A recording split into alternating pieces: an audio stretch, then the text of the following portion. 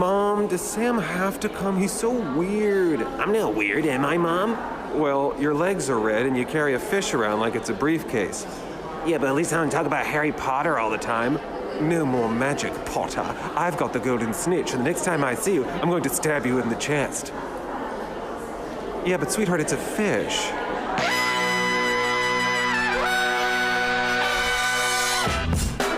Good morning, sweet world, and welcome to the No Dunks podcast on the Athletic Network. It's Friday, June 3rd, and this is The Drop. I'm J.E. Skeets, and alongside me, as always, we got Tess Mellis. How's it going, everybody? Hey, Tess. We got the international man of mystery, taking it to the max, Lee Ellis. Friends. And last, certainly not least, over yonder, pushing the button, super producer, JD. Hello. There he is, and here we are. No TK in the Classic Factory, playing it safe. My man tested positive for the Cove.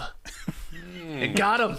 Yeah. Well, it's getting everyone. It's really no Mike Breen, no Jeff Van Gundy, no Trey Kerby. No Trey Kerby. Yeah, Woj. Yeah. Woj, yeah. So he's okay, though. Everybody's okay, him and the fam. But he will probably be joining us, I'm sure, at some point next week here in the Classic Factory. I had a blast talking to him for the Immediate Reaction podcast last night. So go check that out if you haven't already. Shout out to the stream team joining us live right now on YouTube. We love to see it. Like the video, subscribe to No Dunks on YouTube, comment away, and make sure you share the show with your sicko friends that love the basketball. Email in your NBA questions to nodunks@theathletic.com as well. We got a lot here on The Drop. We're obviously going to do a deep dive on Game 1 last night, a very entertaining Game 1 of the NBA Finals, but we're also going to talk about possibly Nike buying the Portland Trailblazers, and about LeBron becoming a billionaire, and the Cavaliers have new logos, and we have rapid fire fun. So this is going to be an action-packed show here. It's Phil Knight buying Portland. Let's get that straight. Portland? Buying the city? This is buying the city, but it's but just to be clear, it's not Nike buying. Nike is Phil Knight. Phil Knight is Nike. He used to Damian Lillard, just wanted to be clear. Just wanted to be clear. Yeah, it looks better though in a headline when I put Nike. Yeah, I know. I write the headline. I don't care. I'm talking about it. I'm the one who has to talk about it later. So. Yeah. Okay. Well, you will clarify me and my headline writing skills later. I love it. Okay. But first, before all of this, we had a wedgie. Wedgie number 45. 50 still in play, everybody.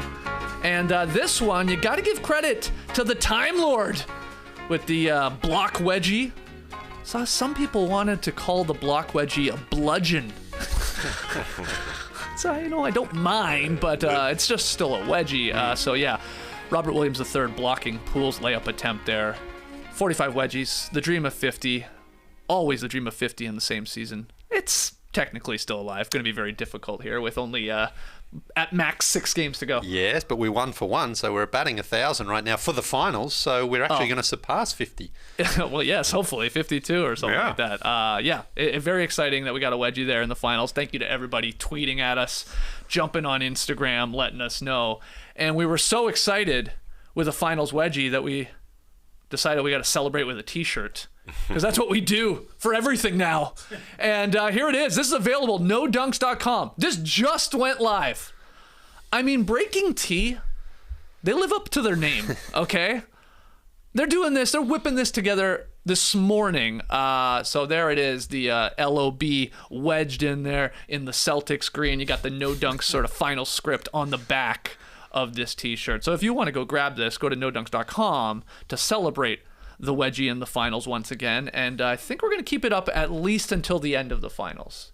And man, if the Warriors could stick one in Game 2 on Sunday, Lee, you know we're doing a t-shirt for that too. So if you're a fan of the wedgie, if you're a fan of the Celtics, if you're a fan of the finals, if you're a fan of just great fabric on your body, go to nodunks.com, and shout out to the Breaking Tea crew for whipping that together.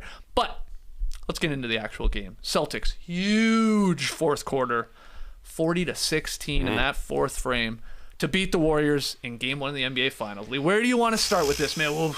Perfect Game 1. Absolutely perfect, because so many different storylines that you can take away from it. And I think both teams come out of this going, okay, that was game one. We can do some and make some adjustments and make some improvements, even the Celtics in game two. But I'm going to go to the start. The first quarter, Steph Curry, 6 threes. It was like, he's ready, man. He wants this championship. He wants the finals MVP. He's going to go and set crazy records. He's going to do it all. He was hitting threes. He was dancing around. Missed a free throw still, which is weird. But it started off like a perfect Warriors game. Like, this is just the team that is fresh, that is experienced. They're at home. They're taking all those advantages. We knew that the second quarter there'd be a bit of a fight back there from the Celtics, but the third quarter Warriors came out and executed. And it was like, this is what the Warriors do. They get you in that third quarter and they put the game out of reach, and then you see a fourth quarter avalanche. And we saw a fourth quarter avalanche last night. Just not from the Golden State Warriors. One of the most remarkable fourth quarters I can ever remember seeing in the finals, because the Celtics just got incredibly hot, hit 9 threes in that quarter, and it really just took the power away from the Warriors. I didn't, from the first quarter where the ball was flying around and Steph was hitting those shots, all of a sudden it was like no one wanted it for the Warriors. They were sort of overpassing a little bit, hoping someone else would score for them, and the Celtics just went down the other end and just pounded them and continued to keep up the pressure. They didn't give the Warriors even a sniff to get back in there. I thought their defense on Steph improved, because they dropped off him a couple of times early on. And it was like anyone who's watched the NBA knows, even when you can sort of close out on him, if you give Steph a half an inch, that's way too much room. And he hurt them. But Al Horford came out a little bit more later on and sort of tried to close that space down. But overall, I mean, if you're the Boston Celtics, you come out of this game and Jason Tatum goes 3 for 17, didn't shoot the ball well. I thought he actually had a decent game. Mm-hmm. It's just he didn't shoot very well. He had the 13 assists there, only 2 turnovers,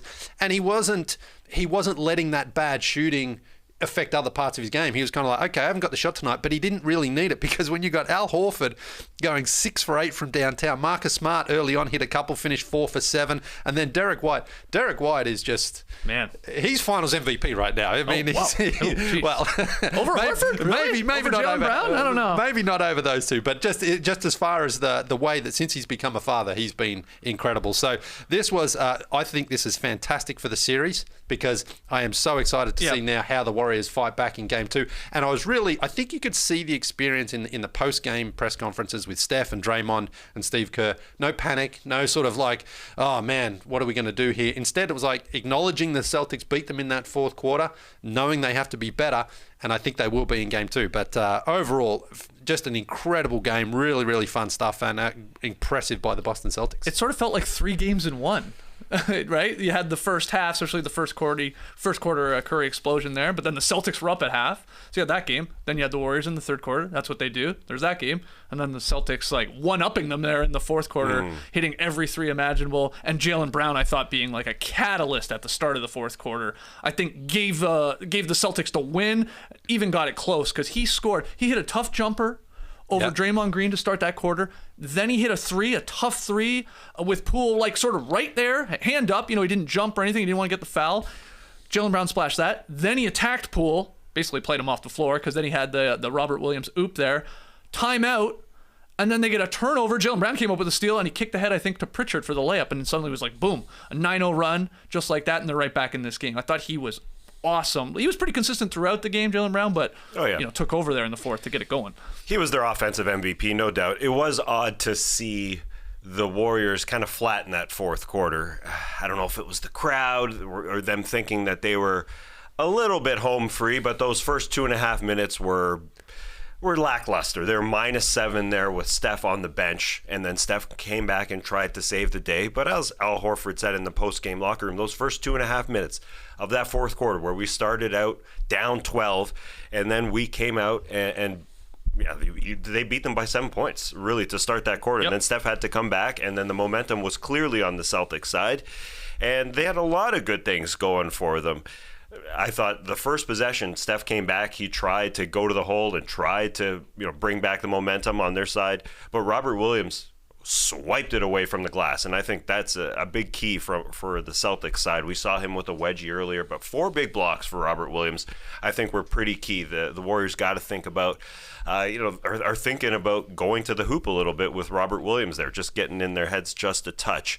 Now everybody's going to say, well, okay, well, Marcus Smart, Al Horford, Derek White, they can't combine to shoot like that again. They can't shoot 65% from the floor. They can't, or from three-point land, I should say. That's not going to happen. You can play that game all day, though. Well, Jason Tatum's going to play better. Well, can Jaylen Brown play that well? Well, Stephen Clay shot incredibly well from three. Can Otto Porter shoot 3 of 4 from three again?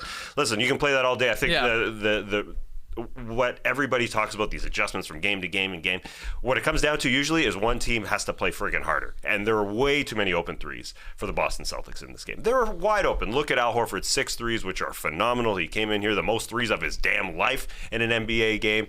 4 were so wide open. Now, I think they're going to allow those to happen again. They are.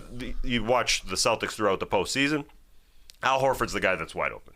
But they can do a lot better on Peyton Pritchard's 2 threes made, Derek White's 3s made, Marcus Smart's 3s. I think they were just a little too slow to understand what the plays were. Even Draymond, they're running those horns, and Peyton Pritchard is open in the corner there in the second quarter for a wide open 3. That just can't happen. I think that's just understanding what the play is. Same with Daniel Tice's 3 in the corner. I mean, you have to have a hand up, and I think that's what happened. When you have a quarter where they were outscored by 24 points there in the fourth, the largest point differential in a finals quarter ever, tied for that mark. I think it was just a ton of open 3s. 9 of 12 from 3 in that fourth quarter from three-point land for the Boston Celtics. The best three-point percentage in a finals quarter, minimum 10 attempts. I think they were a little slow to get out those guys.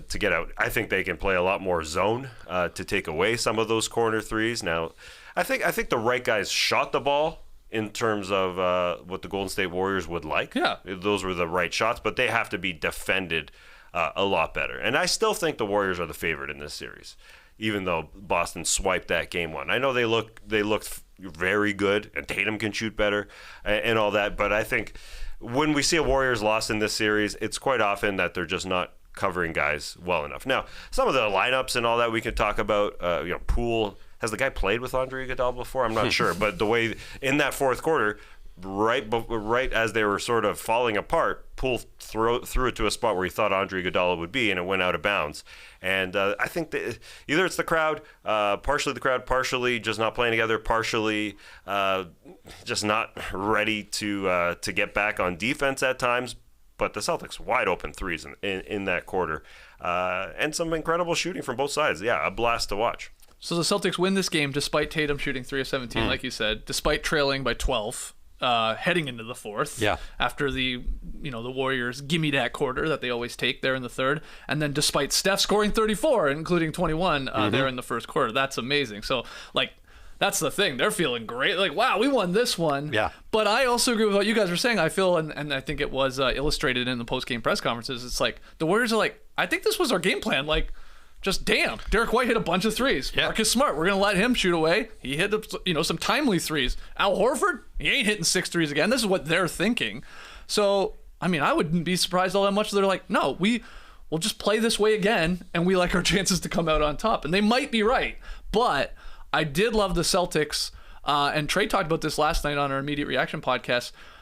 Just one big. Like, they basically went small, if you want to call it that, the Celtics did. Like, Derek White, you're getting more minutes here because we love how you can just chase around all these guys in Clay and Curry and Poole even, because you put in the effort defensively, and then, man, it's just found money, any shots you're hitting, and he was, jackpot last night. He absolutely was, and Robert Williams himself only plays 24 minutes there. Grant Williams only played 16, so, Well, that's a Derek White minutes are usually, we've seen the Grant minutes, I think, and I think that's the right play from Udoka. But I also agree with the Warriors. I don't think they come out of this and think that was a terrible game, because Otto Porter was good for them. I thought Kevon Looney was good for them. I thought Andre Iguodala was good, except for the time where he had Peyton Pritchard and he sort of settled for a jump shot there. But the Warriors don't come out of this and go, well, we have to change everything. No. They just have to execute a little bit better. And again, defensively, they have to get out to three-pointers, because it felt like the Celtics just had to move that ball, get those 3s. And then when they start knocking them, you could just see them grow in that confidence in that fourth quarter. It's like,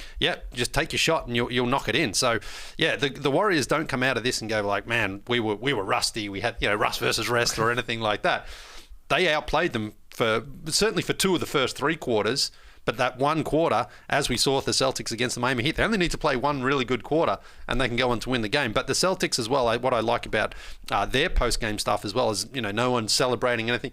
They lost the first games of their last 2 series and came back to win. They know that it's like, hey, 1 game, that's all it takes. But also, if you are the Celtics, you've done your job as far as getting the split on the road. Now, they won't take their focus off for game 2, but they also know that the heavy lifting has been done. If they can go and grab both, that'd be huge. But they're also, I'm sure, expecting a counter punch here from the Warriors. Draymond Green has to play way better because I think that's the Celtics game plan. It's like, we are going to leave you alone, especially when Kerr gets another guy that can't shoot all that well out there with you, be it Looney or be it Iguodala. And he's got to make them pay a lot more because I thought Draymond Green was horrible offensively. I mean, 4 points on 13 shooting possessions. He missed a pair of free throws there, badly missed pair of free throws there in the fourth quarter when it was tight. 3 turnovers, only 5 assists. And especially, like you said, when the Celtics are like, we're putting way more pressure out on Steph Curry, and you're the short roll, Draymond, and what are you going to do? And he just didn't make them pay, I thought, at all. And I think that's why his comments are like, yeah, we outplayed them for a majority of the game. We're not worried. I think Draymond knows, like, I just have to be so much better, and he obviously believes he can be. Mm-hmm. Yeah, I think you can have one non-shooter out there for the Warriors, and that's fine. But Iguodala has to take his shots when he's out there. And if he's out there with Draymond Green, I think that's the most important part about Andre Iguodala. He can't hang out. And I think there's a bit of a lack of. I know they've played together before, but they had to go through some minutes together, and they stunk to start the fourth quarter, where they gave the Celtics life. The Andre Iguodala took Peyton Pritchard into the post, but that's not really his shot, as he turned around and missed it. And Jordan Poole's minutes were bad. As the defense, he could have been better. I wouldn't say they're bad because he was pretty patient, but I think he could be a little bit more aggressive. I think they got just a little bit flat going into that fourth quarter when they were up 12, and they gave. You think they thought they had it, sort of? Like, we've done our third quarter thing. We're up pretty big here. We'll buy Steph some minutes, as we always do, and then we'll roll the game 1 victory. A tiny bit. I don't know if it was the first game in front of this crowd in an NBA Finals game where I thought the crowd was just a little flat going into that fourth quarter. I mean, they brought back Steph to try and right the ship with 7.5 minutes left, and the Celtics were just ready and had already taken that momentum. So they just played a bad couple minutes to start that game. Start that fourth quarter, I should say. Robert Williams with that hammer. They're bad on both ends. And the momentum started to go with the Celtics. And they were super flat the rest of the way. I do think it's wild to see some of these stats going around. This one particular, teams that win game 1 of the finals on the road go on to win the series. How many times do you guys think? What percentage? I wouldn't even know where to start. I mean, it's got to be high. I'm trying to think. The Sixers won it with Allen Iverson, but lost the series. So you're gonna swerve on this one. It's happened 17 times. 17 times. So they've gone on to win. So maybe it's not crazy. 10 or 11? Yeah, just 8 times. So actually, more often than not, the home team comes back and wins the series. It is wild to think that. Now that's a little different. 2-3-2s at times. Now 2-2, 1-1-1. Anyway, yeah, that's true. Yeah. Which one does that favor then? Yeah, true. Look, I don't want to lose game 1 no matter whether I'm at home or on the road. So. And I still think they're the favorite just because they're likely to get a road win, like they do in every single series. Right. And the Celtics are likely to drop a home game, like they have done every series, except for the first one against the Brooklyn I believe Nets. Vegas has the Celtics now as the favorite in this series, though. Hit the Warriors. It's switched just like that. Wow, crazy stuff there. Go ahead. Well, Draymond Green, just go back to your point there. Yeah. I mean, go back to the Memphis series and even Dallas to some extent. Teams are saying, you can shoot. You can shoot all you want. You have to play them that way. Yeah, and that is really taking away some of Draymond's effectiveness because he's a fantastic facilitator. He loves getting the ball and passing. He made a nice one there to Steph last night. But when he's wide open and he's got the three-pointer, everyone's saying, no one's coming out to you. No. Shoot it all you want. He went 0 for 4 last night, and none of them were really all that close because he doesn't want to shoot. The Celtics want him to shoot it, and it also means that Steph, especially, or Clay, is going to have someone right on them, and then there's a second player ready to come there. Yep. So Draymond has to figure out a way, either hit those shots, easy to say that, or he has to get inside and just try to create a little bit more chaos. But it's interesting to see because it's like, I notice, again, the Grizzlies were like, that's the weakness right there. on their offense, let Draymond shoot because he doesn't want to. I like that we had two guys. We had like a flex off last night, though. We had Draymond flexing early in the game, and then Al Horford was flexing. I know. later. I would like to know what Al Horford's shooting numbers splits are since Giannis dunked on him. Because remember, that was he's played a lot of great games. Oh, yeah. That was the sort of turning point, I think, for Al, where he was like, all right, I'm coming back at everyone here. So one of the things we did on the Immediate Reaction podcast last night, you're going to love this, Lee, stealing something from the AFL, the football league, the Brownlow medal. Talking finals MVP watch. The Brownlow, for those that don't know, you said the officials actually after every game in the AFL, they do like a 1, 2, 3 votes. That's right. For the MVP of the game. Then you just add them all up at the end of the year. So Trey and I, this was Trey's idea, we should do this during the finals. Love it. So who's getting the 3 points? So who's like your number one player from last night's game 1? Who's second? Who's third? Where does it go? Yeah, well, I guess Jaylen Brown probably gets the 3 votes. Okay. Al Horford 2. I mean, it's hard to sort of not give Steph 1. Yeah.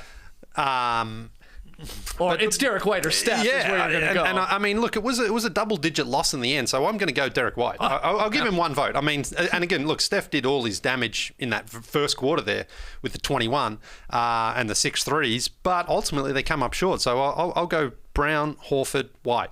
Okay. Very colourful 3-2-1 there. I should have gone Draymond Green there. It would have been really nice. This guy loves colors. I love this idea, though. Oh, you do? Yeah, we'll keep track. But who's really, to you, who was like the game 1 MVP, I guess is the real question. Well, I see on the No Dunks Twitter account that it's Horford, Jaylen Brown, and Steph Curry, so it's already official. I think Al Horford was really great on the defensive end, too, and he made a monstrous steal on a Draymond Green pass in the middle of that fourth quarter to help really swing the tide. He was phenomenal, and there was a reason he flexed, just like Draymond Green flexed earlier. I don't think that was an accident or coincidence. He's just like he took it to Giannis in that second round there.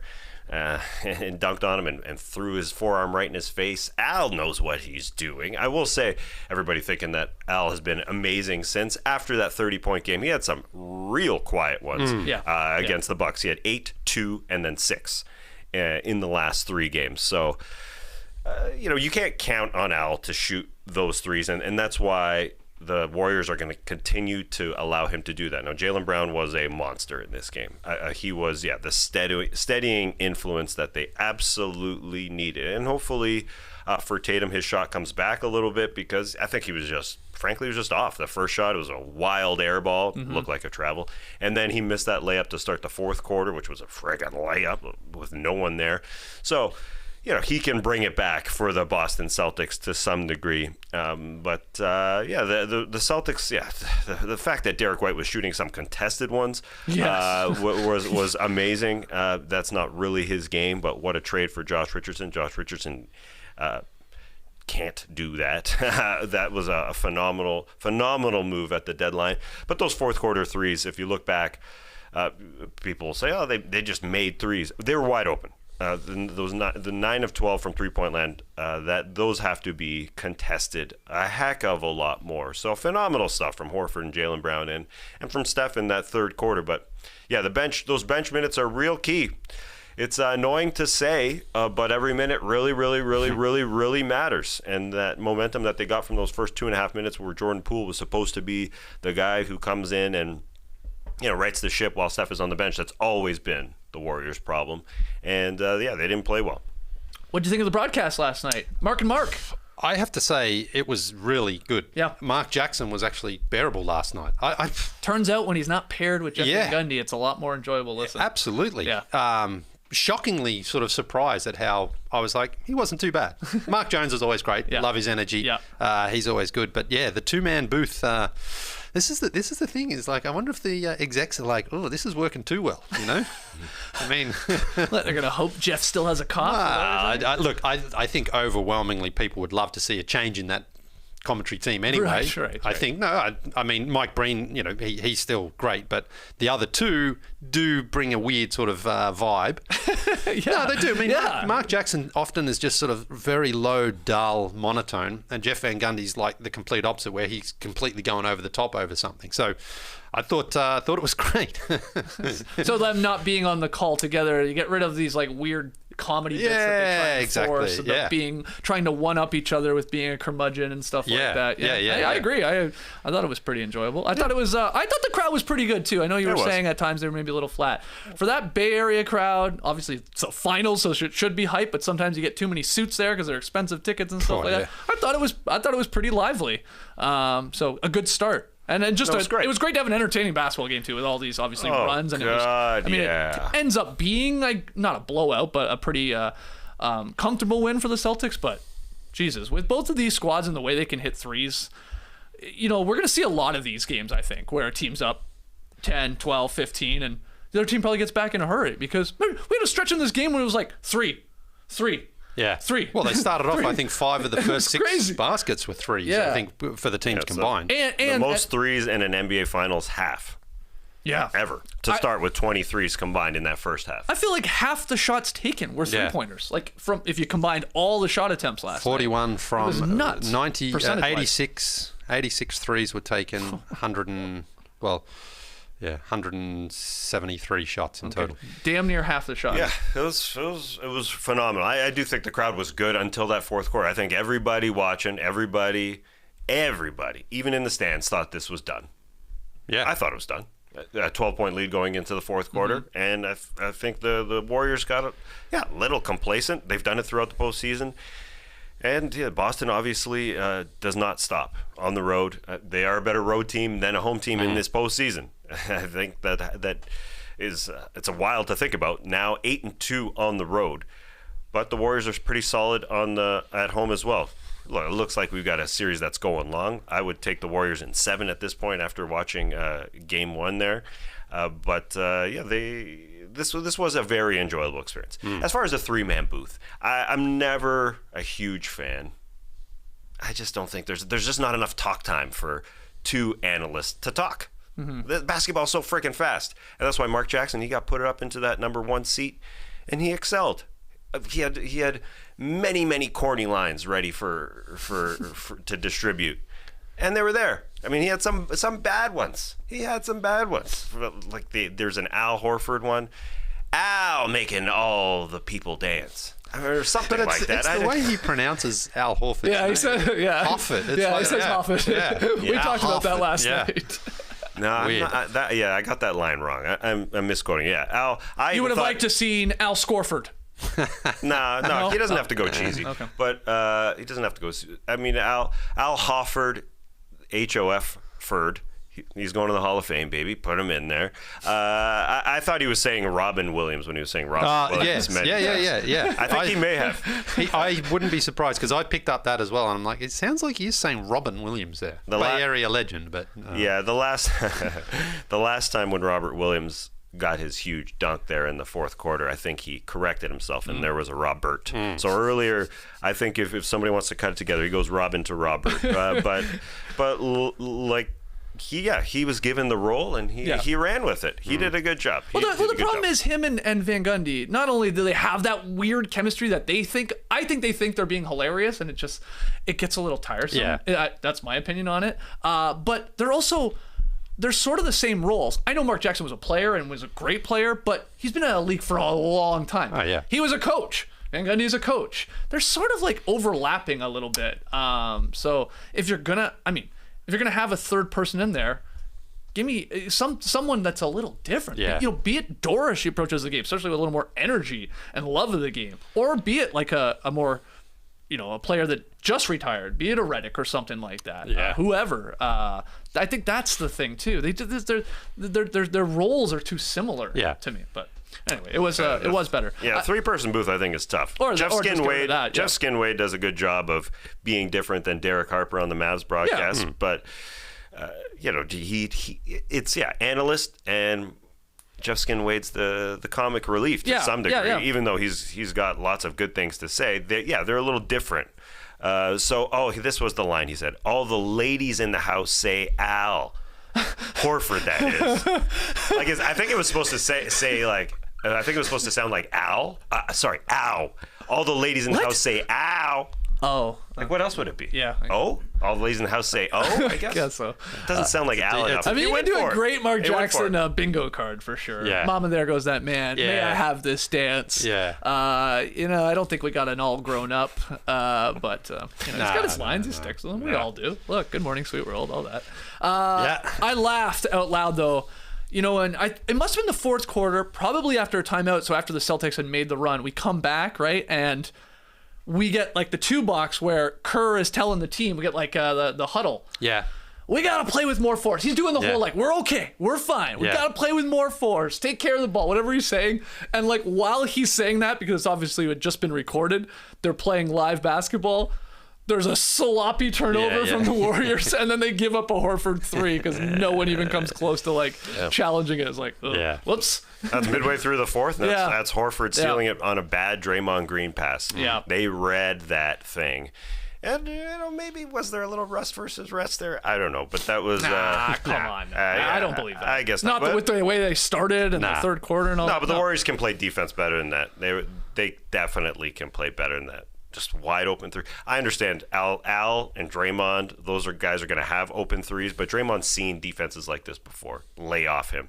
He can play better. And I actually didn't love his comments after the game, basically saying, well, let me see that box score. Let me see that box score. And he did the math there. He did some basic math.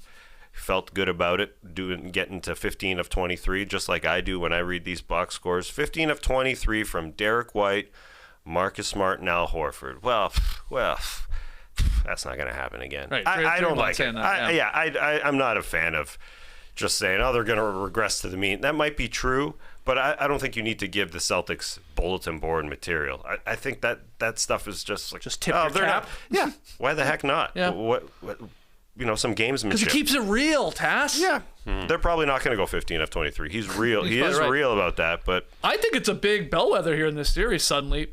Who's having a better game between Draymond Green and Al Horford? And Al Horford kicked his ass last night in terms of obviously contributions to his squad overall. So yep, well he can hit that 3, and that's the big difference. And he's not hesitating at all right now. At least he wasn't in this game. And then hit the jumper from the little baseline jumper. Yeah. Go look at any photo of Al Horford shooting a jumper though, and it's like. Oh, it's what the hell is going on? Especially a photo when it's frozen like that. It looks like his arms are broken.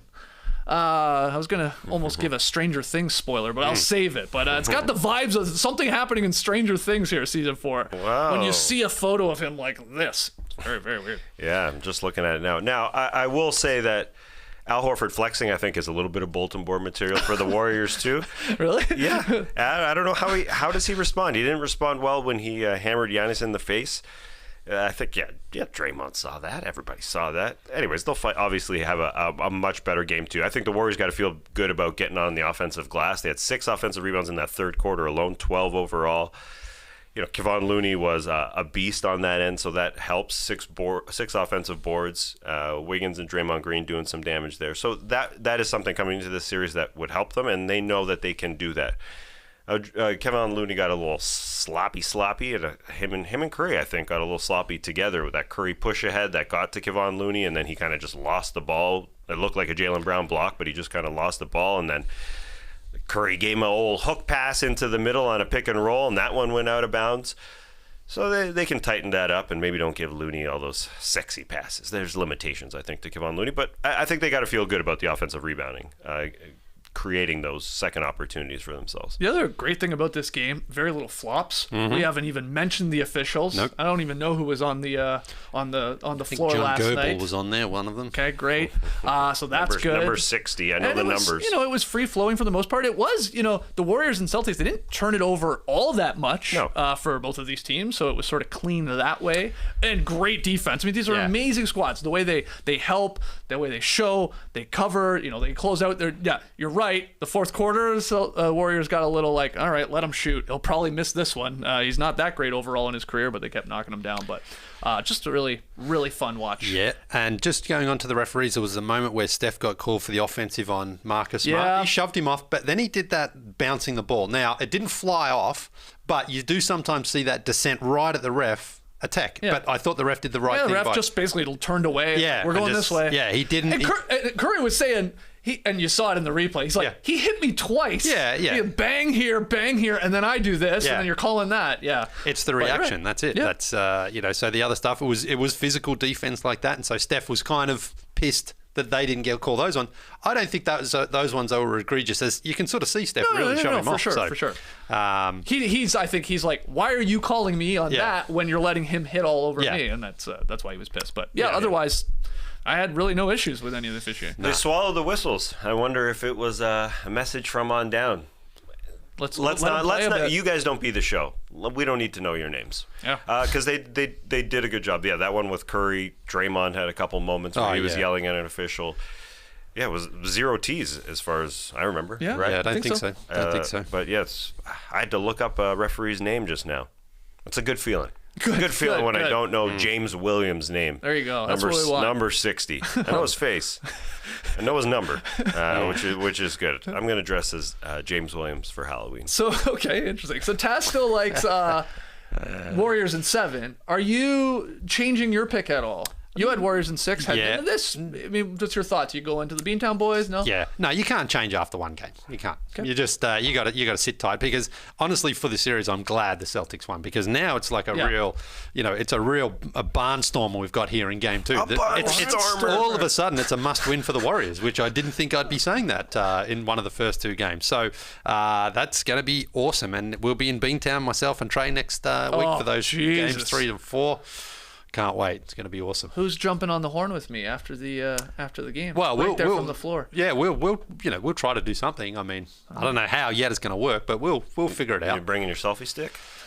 The selfie stick. Well, the thing is, those selfie sticks, the quality was never all that good. I've probably gone through 5 to 10 of those in my career. I've given up on the selfie sticks, but we'll figure something out. Trey's got longer. Your arms are going to get tired on the court. You guys are going to do all the shows. Yeah. All right. Well, let's take our first break. Everybody in the stream team, everybody listening, watching later, let's hear your thoughts on Game 1. Has your prediction for this series changed at all? Who was your MVP from Game 1? How you doing your Brownlow? Al Horford, voting? the most threes for a player in his NBA Finals debut. That's Horford. That's pretty cool. 6 threes. 6 threes. Sexy eyes, Al Horford, man. Second oldest player to score 25 in his NBA Finals debut. Behind, very recent. Chris Paul? Chris Paul had 32 last year. And that's what you got to remember. They won the first 2 games. Yeah, it's true. It's true. They're at home, I guess. That's different, yep. I was going to say, though, is there any concern about Al Horford, especially talking about Chris Paul? He just had a birthday. It's his birthday today.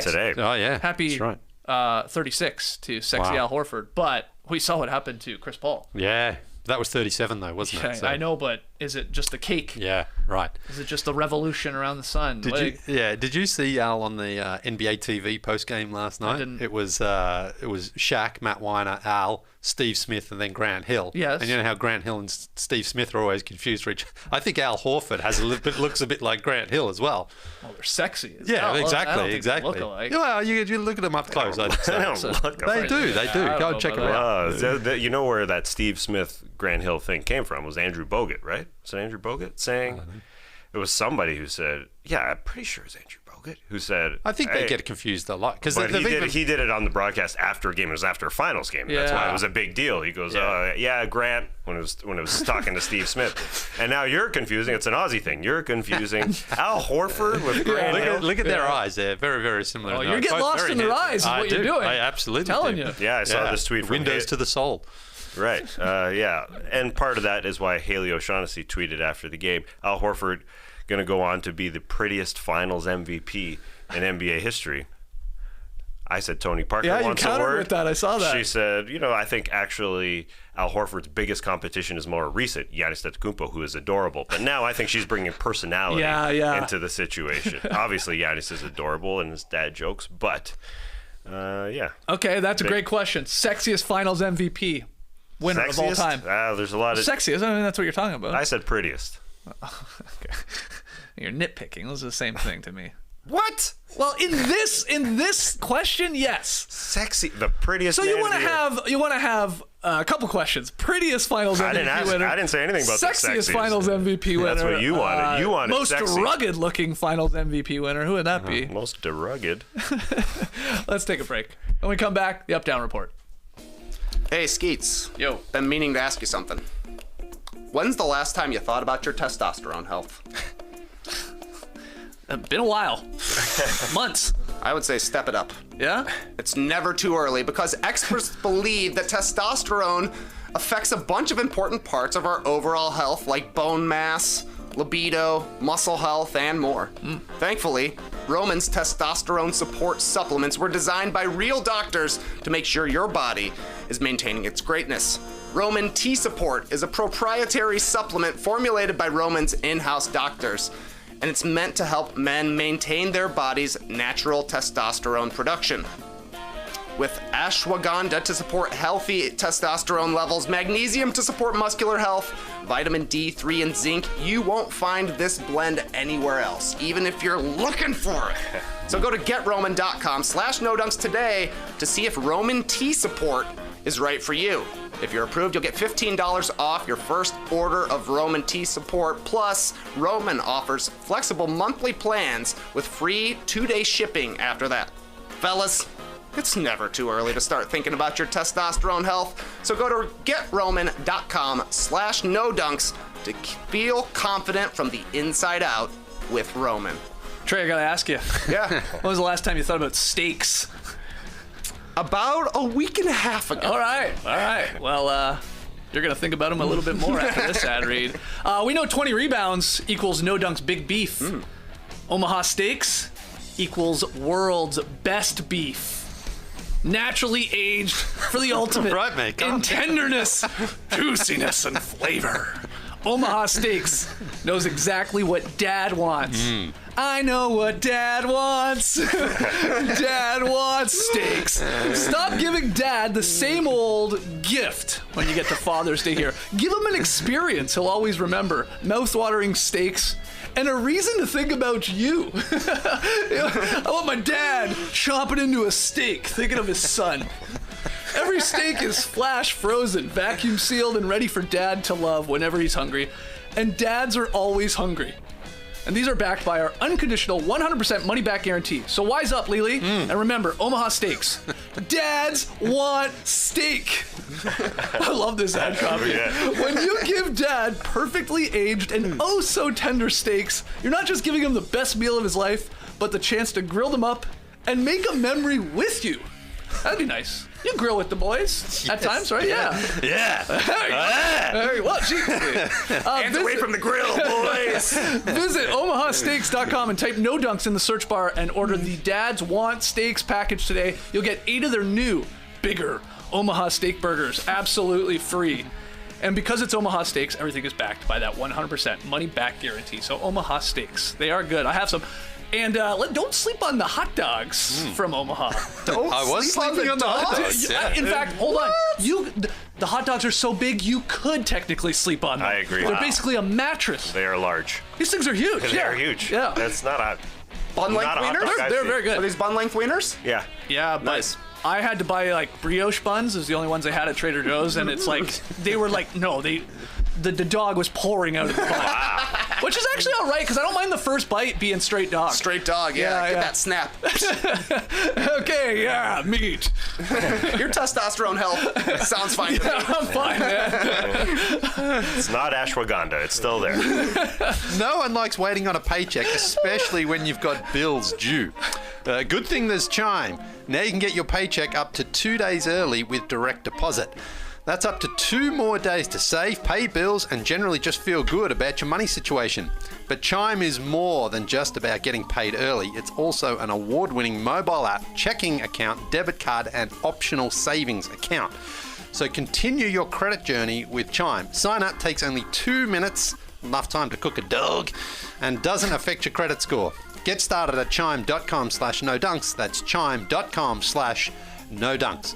The Chime Credit Builder Visa credit card is issued by Stride Bank NA pursuant to a license from Visa USA. Chime checking account and $200 qualifying direct deposit required to apply for the secured Chime Credit Builder Visa credit card. Regular on-time payment history can have a positive impact on your credit score. Impact to score may vary and some user scores may not improve.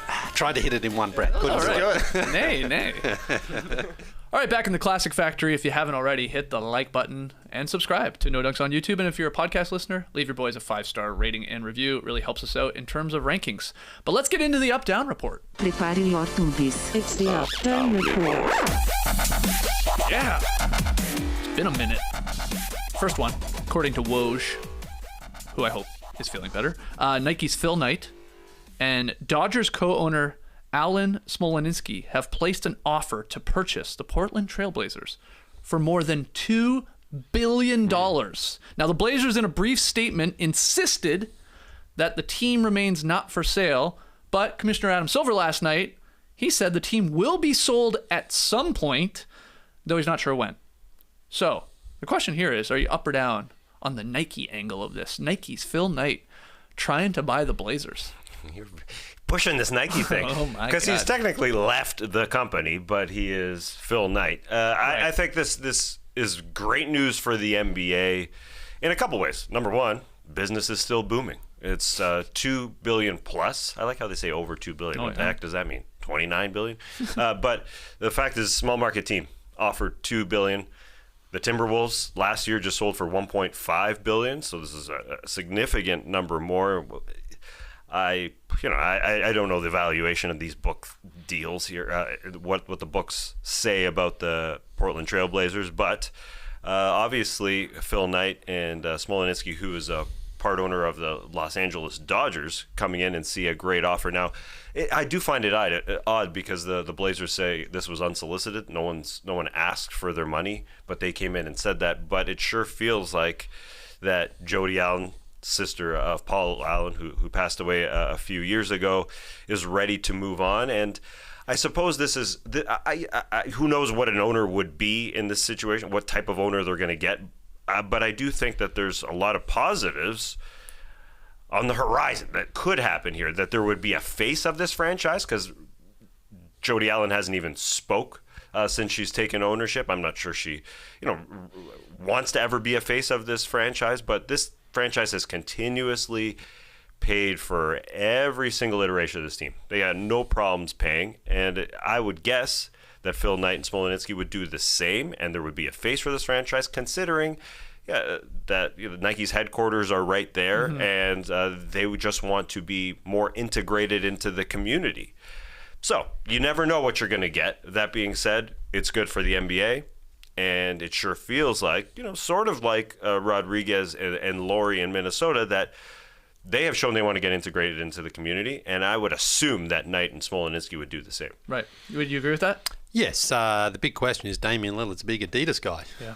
So what's going to happen there? Is he going to switch shoes? Are they going to trade him? I mean, but Phil's not really the Nike guy.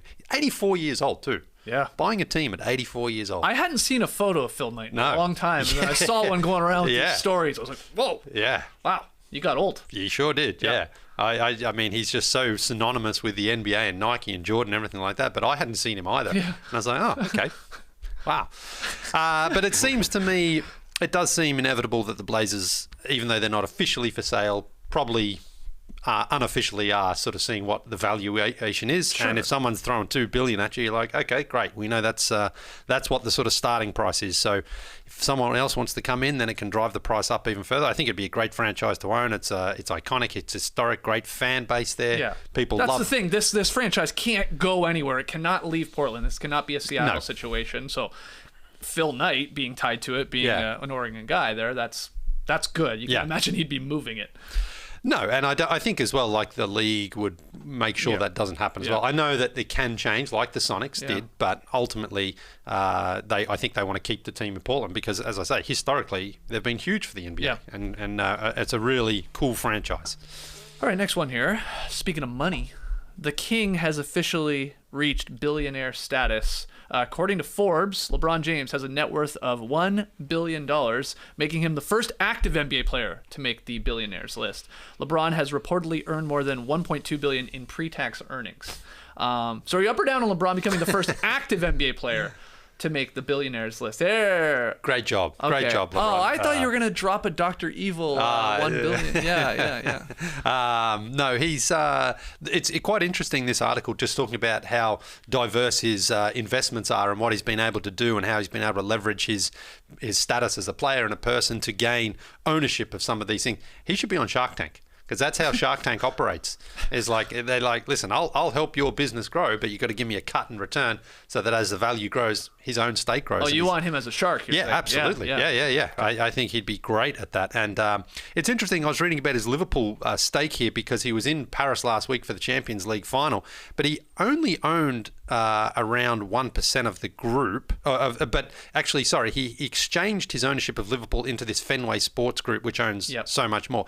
But he only is estimated to own around 1% of that. I thought he had a bigger stake than that, but still 1% of that is probably still 50 million or maybe even more. Who knows? But honestly, though, for LeBron, like considering where he has come from and considering the hype and the expectations around his career, to him now be able to, translate that into business success is very good, because so many athletes, not just basketball players, run into financial trouble. They get paid all this money during their playing days, and then afterwards they run out of it. So LeBron has been able to really establish himself as a smart and savvy businessman outside of playing, because that will sustain him as his career winds down here. So good on him. Yeah, he's earned upwards of $900 million in income from endorsements and other business ventures. And then does get paid handsomely to play professional basketball still, but it's crazy stuff. So you said 1.2 billion minus 900 million, so he's making 300 million somewhere else. Where is he making that money? Well, Show the tax. What's he make salary-wise? He's the highest paid player, right? What's he making? Is he? Maybe not. Maybe not. Probably not at the moment, because it changes every He's still year. probably 40 million. I mean, it's, whatever it is, 30 plus. It's it's really pennies compared to what he's making otherwise. Yeah. $1 billion in the last 2021. I guess somehow this is a report, but he's been making billions forever. I mean, he's a billionaire.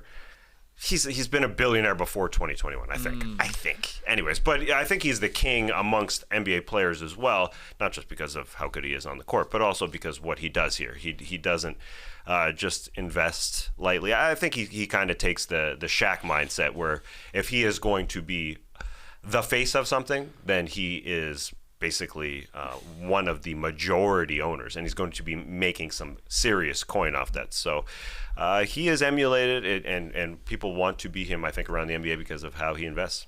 He's only the 6th highest paid player this season. Okay. You want to do quick trivia on the top 5? These are not contracts moving forward for next season. No, this season, 21-22 season. Westbrook makes more. Westbrook is number Good 4. call. Yeah. Great call. Johnny Wall probably. Johnny Wall, that's the one I thought you might struggle. He's the 3rd highest paid player. Is Lillard this there? Lillard is number 8. Okay. So you've got 1, 2, Curry? 3. Steph is number 1. Yeah. The other 2 are former teammates. Former teammates last season, in fact. One-time teammates. Kawhi? No. They were teammates years ago. They were teammates this season, but then they were not teammates at the end of this season. Jesus. We're looking for 2 guys. Yeah. But Big trade, massive trade this season. That broke Harden. Jimmy and KD? Yes. Kevin Durant number 5, James Harden number 2. Wow, nice, good trivia. So LeBron's underpaid, is what you're saying. Well, he absolutely is. Yeah, I mean, I you know. think of the money he's generated for Nike, for the NBA, for everyone. I mean, LeBron has been probably paid like a tenth of what he should have been paid. Well, here you go. Now that we know LeBron's a billionaire, officially, you think he can pony up $3,500 for our charity drive for St. Jude Children's Research Hospital? That's all we need. LeBron, take us over the top, man. All right, it's a tax write-off probably. He's probably going to want to come on the show though. That's his return. Fine, absolutely fine. Okay, all right. We need $3,500. If LeBron's not going to do it, maybe you guys out there can do it. We have the link there in the YouTube comments. Still trying to hit $30K for our St. Jude Children's Research Hospital charity drive. All right, next one. This is a fun one. The Cleveland Cavaliers. They're going to have new logos next season. And in the words of the team's Twitter account, Gold is back. Oh my God, is Kerby getting a kickback on this? The team said the transition to the new brand identity will be complete by the start of next season. The largest change, I guess, is the colorways. The iconic Cavaliers wine look, that's going to stay, but you got this combo of gold and black replacing what was sort of more of a mustard yellow. And remember, they had the navy vibes going on there on some of the jerseys. Here's a look at the actual logos themselves. So up or down, Tass, on the rebrand here from the Cavaliers? I'm going up. Okay. And we didn't get an Austin Powers with the last one, but let's do it here. I love gold. Did you see they put that in their little promo video for this? I saw. It's a really well done video. It is a very well done video. Now, looking at the logos, I'm not so overwhelmed by them. But I say own the gold. Own the gold. Go for it, because I think this is a perfect time. Perfect time to own the gold. Lakers on the decline. Cavs here on the rise. Usually we think of the purple and gold with the Lakers, but I think the Cavs can own it right now. This is the time for them. I was talking yesterday about Darius Garland, potential Hall of Famer. I believe it. Obviously it's early, but I believe it. Him, Jared Allen, 2 All-Stars this year. If things are going really, really well, I think it's perfect timing to go for the gold. You gotta have some real guts to make gold really part of your colorways, and I like it. The Cavs have had some ugly jerseys in the past, so I'm not so enamored by just seeing these logos. It has to translate into some beauty jerseys, but I think there's the potential. I love this team. I love this organization, and I love mustard, but I like gold more. Yeah, smart. Let's see, that's how LeBron became a billionaire. What do you mean? Stop chasing the mustard, start chasing the gold.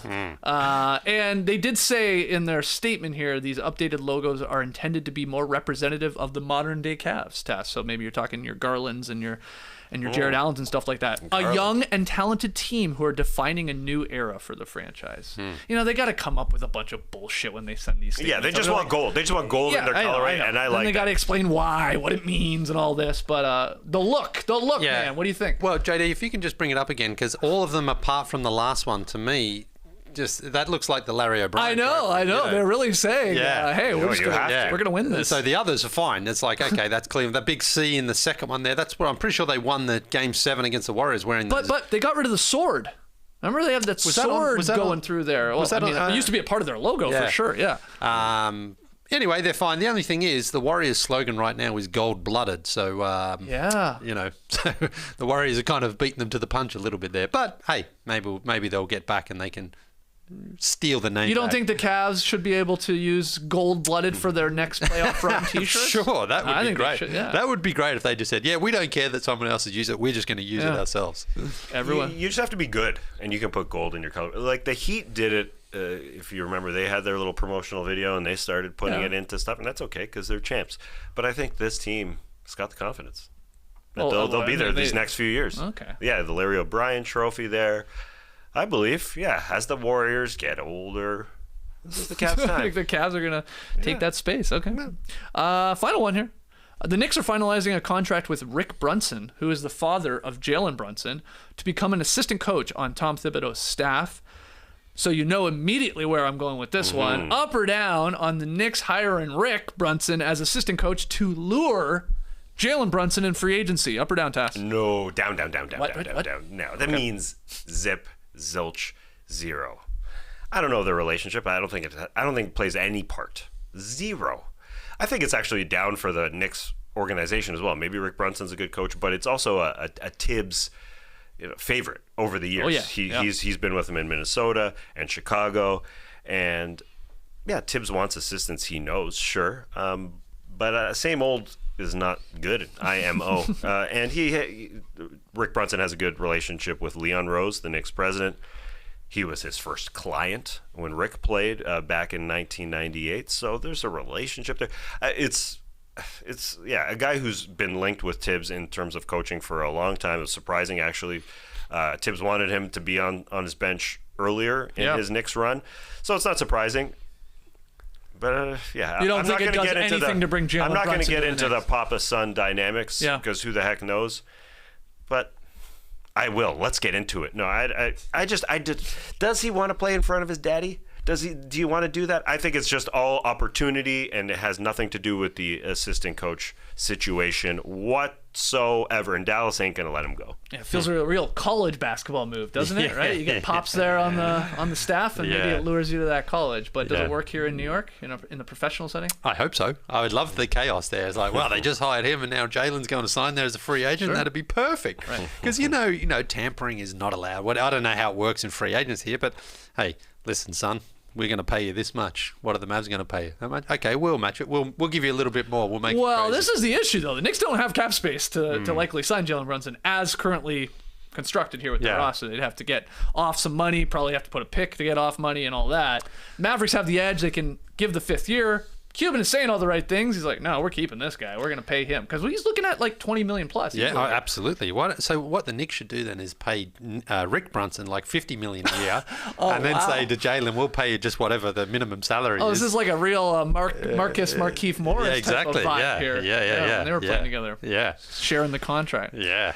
Yeah, the other thing, Rick Brunson tied to the organization, he was Knicks president Leon Rose's first client when Rick Brunson played for the Knicks. Echo chamber. From 98. Did you say that part? Mm-hmm. Yeah.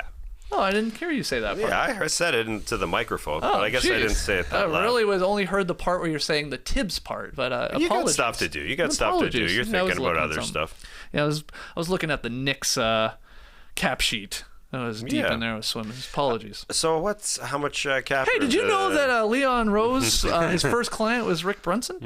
Did you know that? No. You weren't listening to either one. Oh, I heard him say that. Oh, you did? Yeah, Sorry, I read that tabloid today. I read that New York Post article. How much room do the Knicks have? Because I was led to believe that they have room. They do not have a ton. Not of that. No, not of size. that number. Yeah, they could get to it. They could get to it. I mean, again, I think you're going to probably have to include the pick to get off some of their contracts. But and you know, you got to entice the other teams, right, to take some of your salary. See, that was the mistake the New York Knickerbockers made last offseason. 4 years for Evan Fournier, 3 for Nerlens Noel, 3 for Alec Burks. When people said, well, what other options are there? It's keeping the books clean. So when an opportunity comes like this, you throw every single dollar at him, and maybe you can bring him over. You can overpay because maybe the Mavs don't match in that situation. But the Mavs, I think, are in a decent spot. I guess there's a team like the Pistons who could really go for it. Sure. And that's a good move for the Pistons because they have a ton of cap room. They've kept the books fairly clean. My mind serves Pistons, me correct. I feel like it's Pacers. It might be Spurs, and there's one more I'm forgetting. Is it the Magic? Maybe. I like the 4th team. Yeah, it could be. The Magic have their own issues. They bring back Mo Bamba. 48 centers on that roster. But I love the move for the Pistons if they were able to bring him over because they're so young. They need a vet.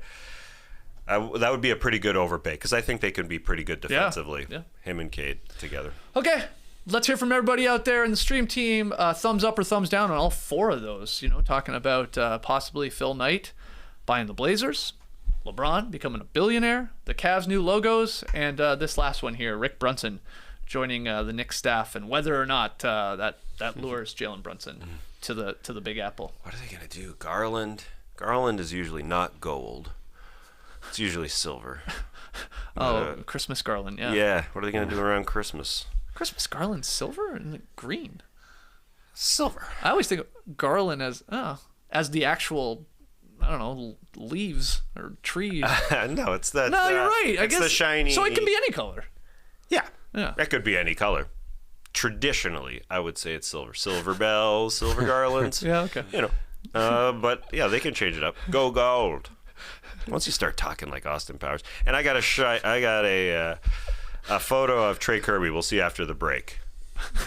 We got some crazy things after the break. Oh, yeah. Trust me. Rapid fire questions. I have an insane tweet of the night, and I guess we got a Trey Kerby photo, so don't go anywhere. Yeah, buy energy drinks, guys. Can't keep them in the fridge around here. Got tons of beer in there. Got lots of soft drinks. No shortage of Omaha steaks, but Starbucks Baya energy drink, can't keep it stocked up. The Bayas are the first to go bye-bye. And I blame Lincoln and his G friend, the girlfriend. She's a fiend for caffeine, so he's always sneaking them to her. But, let's be honest, we're all drinking them. And normally I'd be mad, but who can blame them? With caffeine naturally found in coffee fruit? What? It's energy that's good. Plus, they're delicious. They come in 3 delicious flavors: mango guava, raspberry lime, pineapple passion fruit. Love the alliteration of that one. And I like to drink one in between shows when we have back-to-back jacks. It's a delicious midday pick-me-up, I guess you could call it. Now here's the part of the ad where I'm supposed to show off the packaging.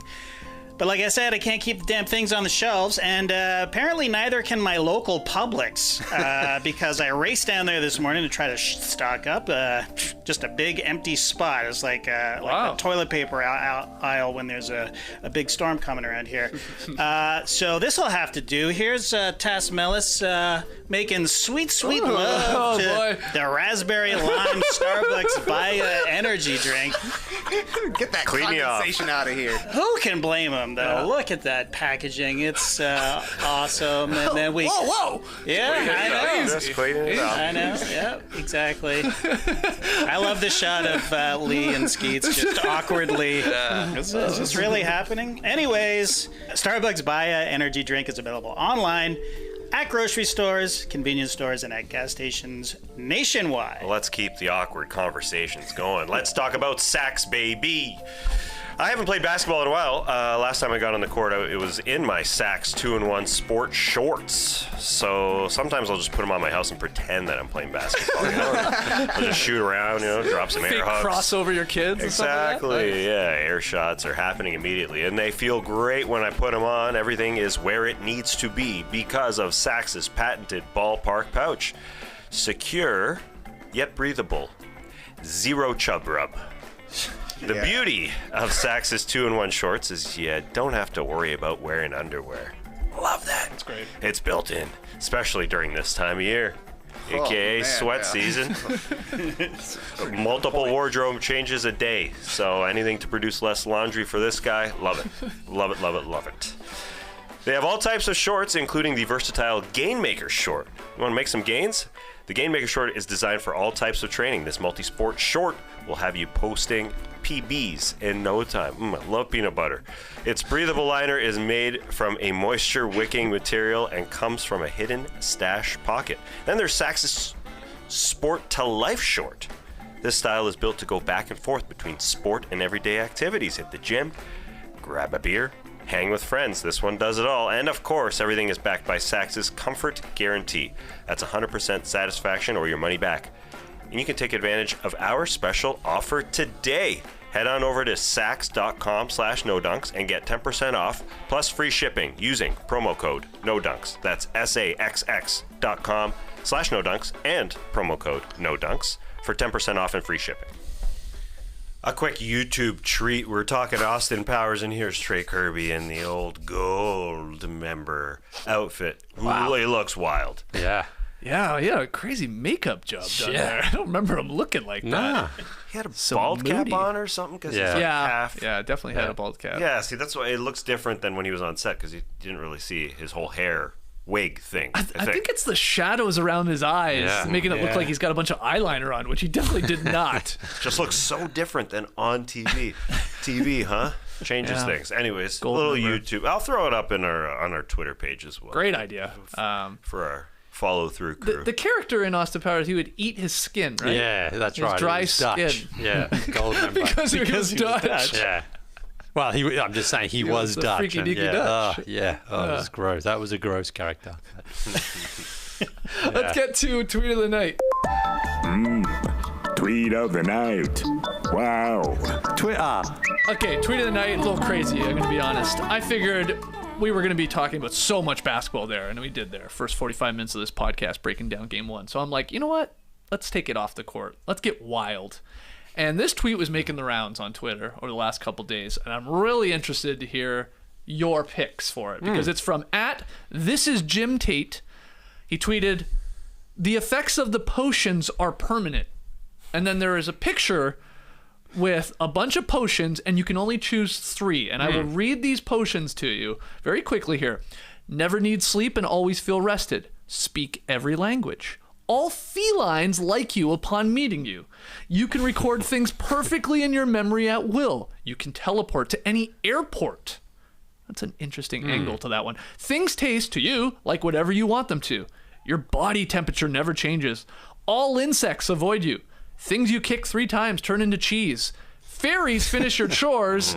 You can identify the emotions of anyone you talk with. And the final one, the final potion that you could take is you can grow your ideal beard. I'm definitely taking that one. Fill in these patchy spots. But the question, Tass, you can get us started here. You can only pick 3.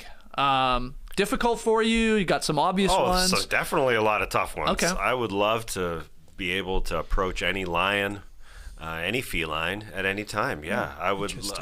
Yeah, I like that one.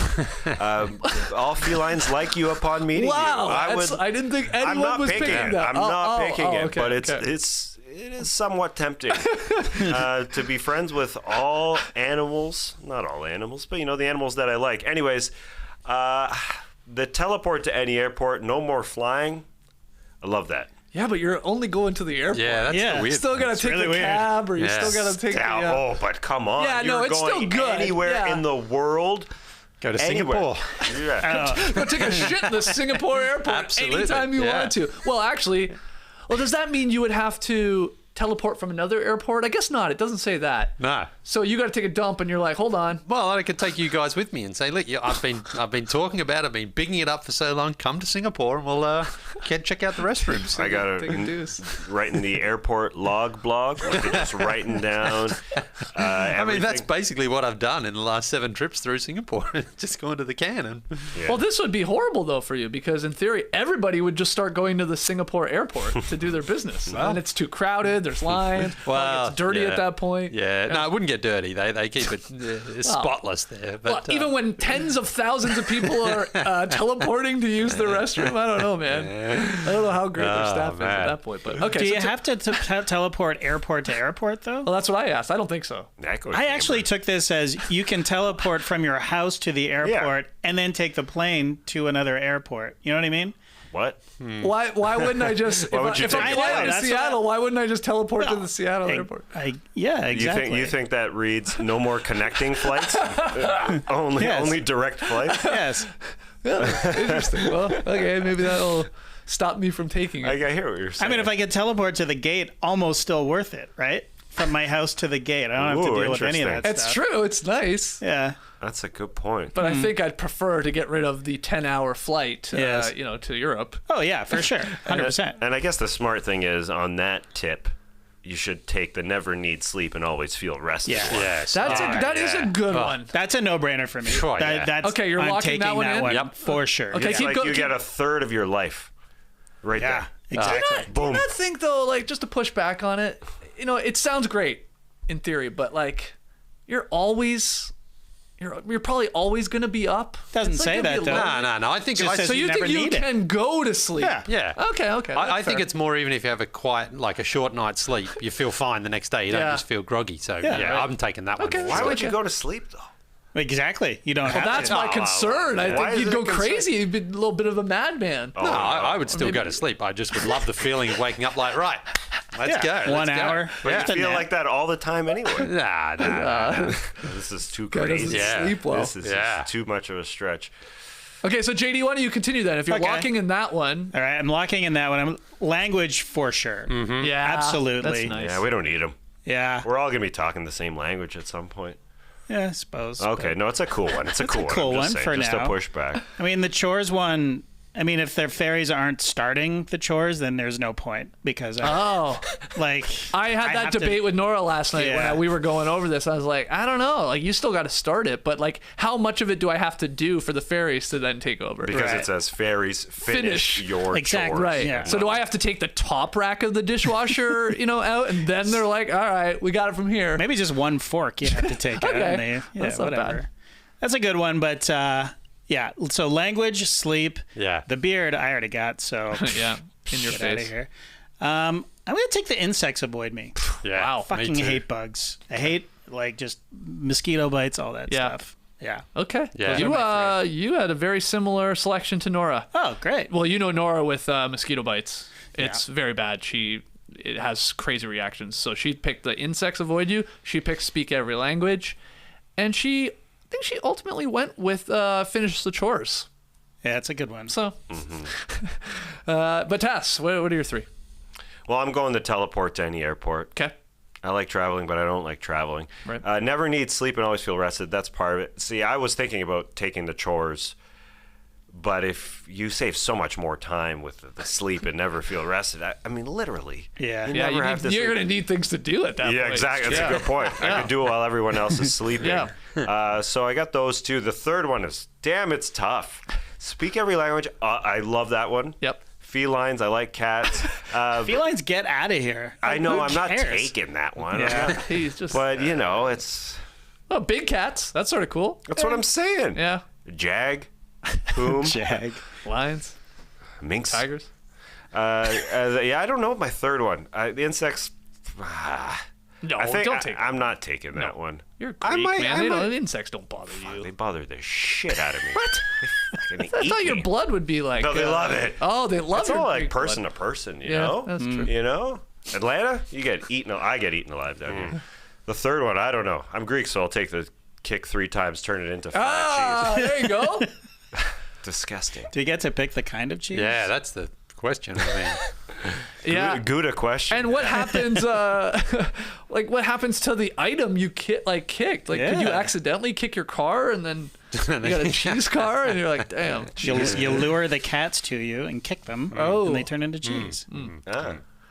Lee, all right. The reason I put this in here, I had to hear your 3. So where are you going, Potion Man? Definitely the language. Now in my house, I'm the worst speaker of the second language in our house. I've already been overtaken, geez. I need to catch up there.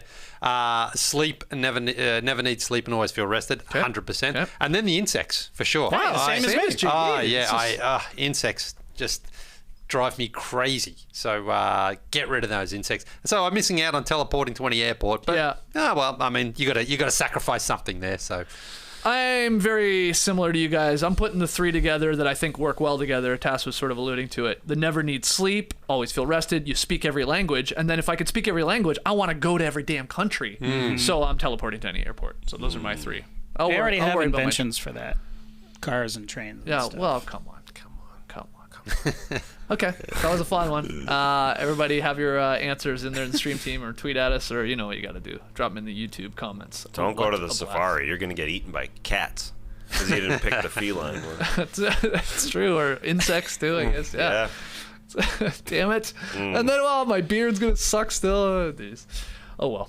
I can grow a great mustache. We all know that. Okay, let's wrap up this Drop podcast with some rapid fire fun. Tass has the questions. The 3 of us have the answers. Let's go. All right. There's an incredible article on The Athletic by Bill Oram that explains how former Laker Slava Medvedenko is fighting the Russian invasion in his home country of Ukraine. Phenomenal stuff. We named some random athletes during our fundraiser this week, so that's where I'm taking this question. Let's name some random basketball players, specifically in light of Slava Medvedenko being a badass. Name a retired role player you wouldn't want to mess with. JD. This was actually very easy for me. It's Kareem Abdul-Jabbar. Oh. He just turned 75, but he's a 7-footer. He's martial artist. Yep. And just I don't get starstruck around players ever, but if I ever met him, I would be starstruck and totally intimidating. And I'm not really afraid of getting physically hurt by anyone, really. You can beat me up, but it's not going to really bother me. But it's not going to bruise your ego. He's just one of the smartest guys on earth. Right. And I wouldn't want to tangle with him. Interesting. Yeah. I wouldn't want to get on the wrong side of a debate with Kareem. I feel like he would just... Most people would, but him especially would just chew me up and spit me out. And... So both mentally and phizically, mentally, kick your ass. Physically, just completely own me. Yeah. And you love debating. I do. I like to.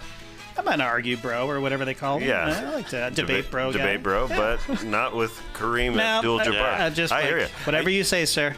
I'll see it? myself out. That's how it would go. Yes, he's a phenomenal person. I thought this was easy for you. I thought you'd pick Matt Barnes. I said role player, but you can pick anybody, obviously. Yeah. Kareem, not a role player. I thought you'd pick Matt Barnes, but you wouldn't want to mess with him either, I would. Yeah, I wouldn't want to mess with anyone, really. But Kareem especially. Yeah. All right, Lee. Yeah, well, James Johnson I don't think has officially retired, but he was waived by the Nets. He's got that reputation as being the MMA fighter. I think he went 20-0 or something. I don't know. I didn't verify to know if that is his record, but it's always, anytime he's gotten into a little push and shove with anyone in the NBA, everyone said, watch out for James Johnson, mixed martial artist. Yep. So, yeah, he's 6'8", he's a big guy, he's pretty athletic. So, yeah, I wouldn't go and step to him and say, let's test out your MMA skills. All right, Skeets. I can't believe my answer's still on the table here. Charles Oakley. Yeah, I want nothing to do with Oak, man. Even at an older age, we've been around him. We had a shot with him, and it was intimidating.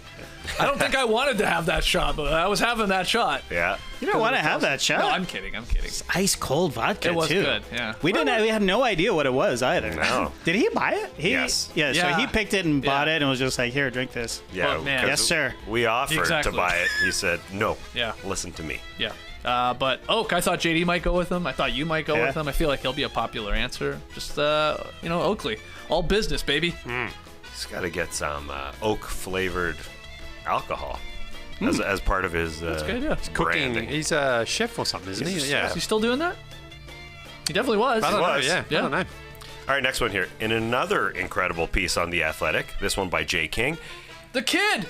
The kid, Jay King. It's the wild tale of Boston Celtics player Matt Ryan, who has come a long way in just a year. 12 months ago, he was working at a cemetery.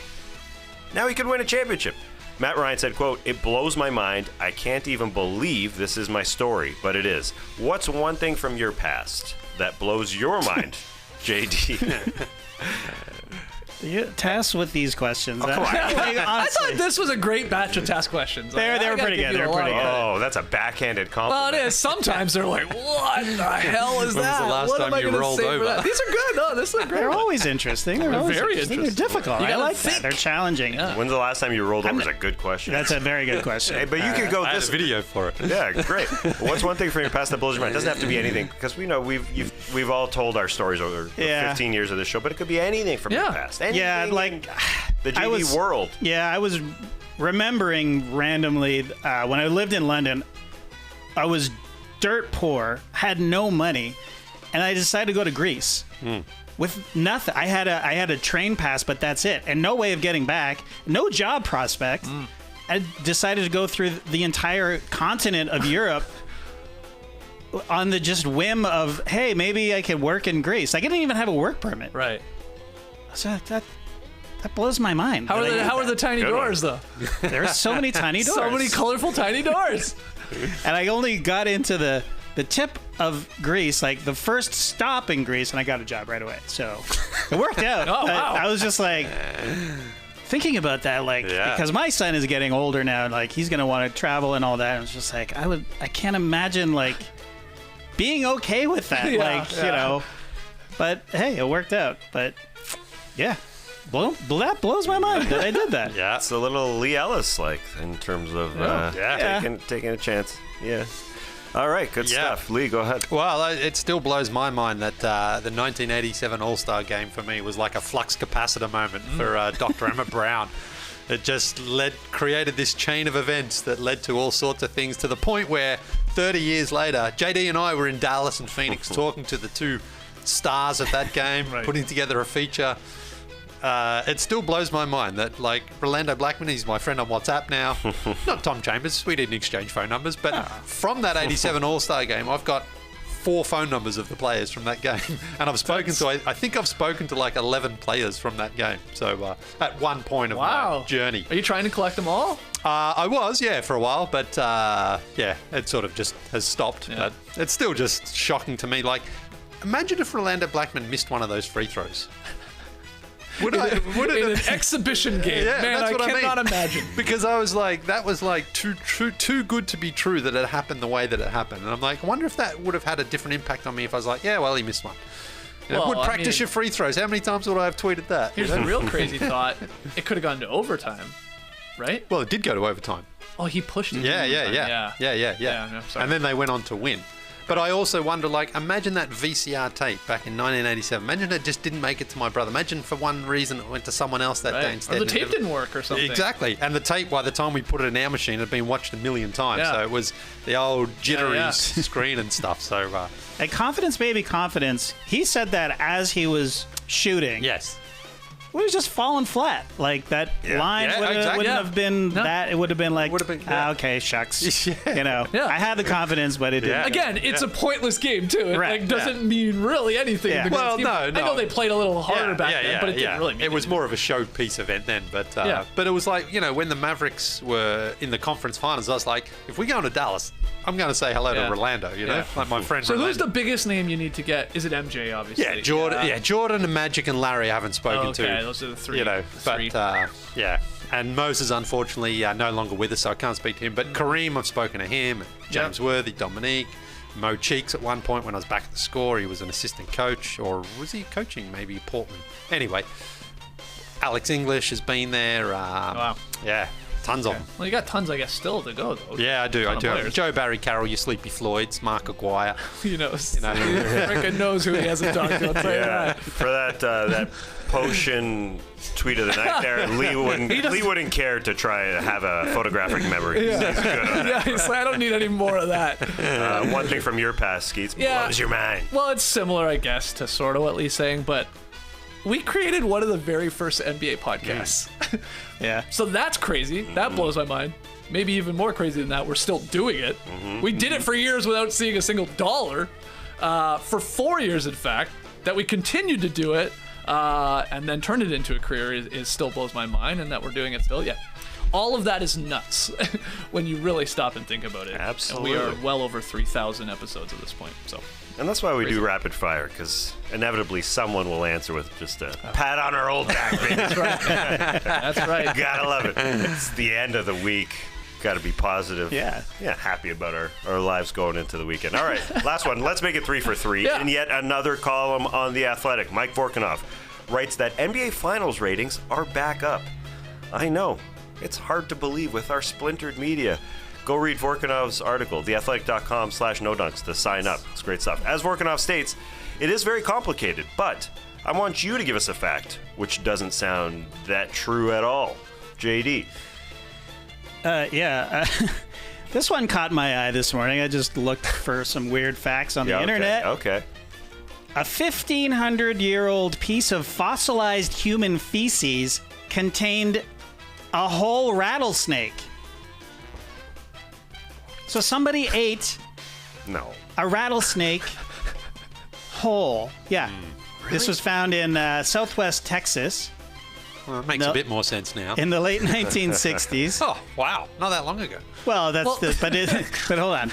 It's a 1,500-year-old fossilized. Oh, yeah, right. So it's right, fossilized, right. and it had the body of an entire rattlesnake. So they discovered 11 rib bones, 11 vertebrae, 48 scales, and 1 fang.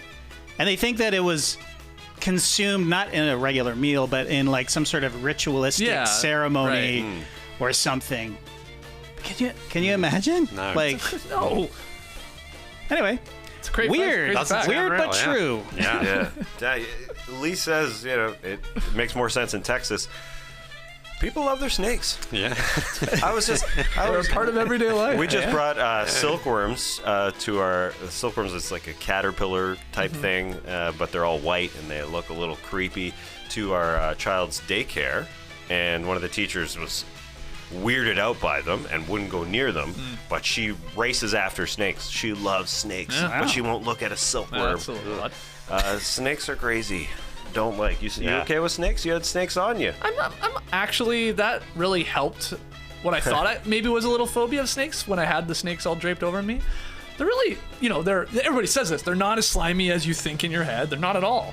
The big ones I actually like more than the squirmy little ones that were going all over me. I was like, I don't really love this. Because I don't love the idea of like, suddenly they're going up a hole they should not be going up, That's the scary part. Suddenly they're finding my poop 15,000 years from now. And it's like, Interesting. came in the other way. Maybe it went in the other way. Yeah. Oh. Yeah. Just found a... Never mind. Yeah, the squirmy ones are the worst. See, that's what I thought when you said they're okay fossilized. Yeah. Like, look.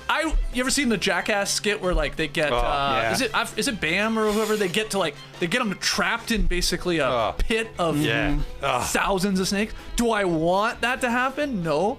But the funny part is nothing is happening to him when he's in there. Like they're not killing you. Yeah, That's Not true. really doing anything to you. They don't want to be around you just as much as you don't want to be around them. But I don't want to do that. Yeah. Gross. Yeah, I saw them on Fear Factor. They're still weird to me. I thought the snake found its way into the feces and it just fossilized. That's how dumb I am. Well, right. There's just feces on the ground. Yeah. Somehow the snake just got in there and then it just Made a home. Yeah. Poo home. Alex Poo home. I would rather be though in, like you said, Fear Factor. I'd rather be in a tub of snakes than a tub of like cockroaches. Oh or yeah. something. 100%. Easily. You? Yeah. Yes, because of the cockroaches. Yeah, they're squirming. They're just all over you. They just feel grosser too. Did I say Alex Poo home or Albert Poo home? You said Alex. I meant Albert. Did you know Leon Rose was the first client? All right. First client for Leon Rose. Anyway. Yeah. Lee, go ahead. So my wife is Peruvian, in case anyone doesn't know, which means my two sons are half Peruvian in their heritage. And last weekend, some Argentinian friends of ours were leaving for a week, and they asked us to look after their guinea pig for a week. And so my boys and my wife said, sure. I was kind of on the fence for it. Anyway, so they started packing up all the equipment that comes with the guinea pig and, all the toys and things like that. And just as we were loading it into the car, my 10-year-old says in front of all the family, the Argentinian family, fun fact, did you know Peruvians eat guinea pig? That's great. Was he doing it as a joke? Or he was just like, I'm just going to share a fact? He's like, I've got something I can add to this situation. So it was a little quiet there. The Argentinians were a bit like, I mean, we want you to babysit, not to dine out on our guinea pig. But so far, we're 3 or 4 days in. Jake's doing great. Yeah? Nice. Yeah. Jake hasn't hit the green egg yet. Not yet. Haven't found the right recipe. Okay. Jake the guinea pig, not Jake the snake. Yeah, Jake. A great name for a guinea pig. All right, Skeets. A fact that doesn't sound true at all. Kate Bush's 1985 track, Running Up That Hill, is back in the Hot 100. Thanks to Stranger Things. Stranger Things, yeah. That's crazy when you think it's about it. It's a fucking great song. It's an amazing song. I'm so happy to have heard it in Stranger Things because now I can't stop playing it. I added it to my run mix. It's a great running song, I would imagine. 100%. So it's just wild because she has not had like Hot 100 like success. She's had some make the charts before, like back in the 80s, and I think even one in the 90s, but she's peaked at number 30 for Running Up That Hill. So it's possible it could like beat it here, how many years later, like 35 years later, whatever. Probably will. It probably will. Yeah. So. But this has sort of become a thing, I was thinking, right? Because we had like these old songs like re-entering the charts. Remember we had Dreams from the TikTok video, the Fleetwood Mac song, where the guy's drinking his cranberry juice. Yeah. Ocean Pacific. That re-peaked. It went to number 12 apparently on the Hot 100 in 2020. That's a 1977 song. And then more recently, Nirvana's 91 Deep Cut, if you want to call it that, Something in the Way. Yeah, from Batman. Jumped to 46 on the Hot 100 in March, thanks to the Batman movie. So, we got the Running Up That Hill. It's a great song. Yeah. So good. And we'll see how high it gets. Well, Peter Andre on Celebrity Love Island in Britain, famous Australian singer, he started singing one of his famous songs on Celebrity Love Island. They re-released it, and I think it went to number 1. This is like 15 years ago now, but it's power. Funny about Running Up That Hill, I did, in doing some research, in 2012, it did re-enter the top 10 in the official UK singles chart because it was featured in the closing ceremonies of the London Olympics. So everyone was like, this is still a great song. Well, I mean, wasn't was it Bohemian Rhapsody or something like that came back in... probably. 91 or something like that. Because of Wayne's World. Oh, that's right. Yeah, of course, yeah. Party on. Yeah. There it is. Great. That's a bunch of facts. That's what I was looking for. You got him, buddy. All right, that's Rapid Fire, too. That's the Drop Podcast. Always a blast. Thank you so much to the stream team for joining us. Hit that like button. Subscribe to No Dunks. Get yourself an Athletic subscription. Go to theathletic.com/NoDunks. All of Tass's rapid fire questions based around great articles available on The Athletic. So that's why you should go get that subscription and read them. Follow us on Twitter, Instagram, Facebook, TikTok, at NoDunksInc, and email in your NBA questions about the finals, about potions, about Kate Bush, whatever you got, to nodunks@theathletic.com. I know we'll be hitting the beach at some point next week, or they'll be sprinkled in throughout the shows, because we get a bit of a gap there after Game 2 on Sunday night. We'll have immediate reaction podcast after Game 2, which is great because it starts at 8 p.m. Eastern on Sunday night, so we'll get to go live a little bit earlier. And then we're back here on Monday, of course, in the Classic Factory doing shows all week. You're off with Trey to Boston later in the week. We'll be talking to you from there and all that. So get your questions in, and we'll try our best to answer a few of them. Fun show. Thank you so much, guys.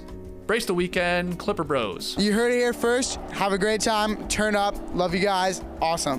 Thanks for joining us, and remember, I'm not going to do it. I was going to give a trivia question here now at the end of the show. It's crazy. Why not? It's Friday, man. Well, because we might go another 18 minutes. No, we'll try and do it quick. And if we can't get it quick, then you just tell us. Yeah, it won't take too long.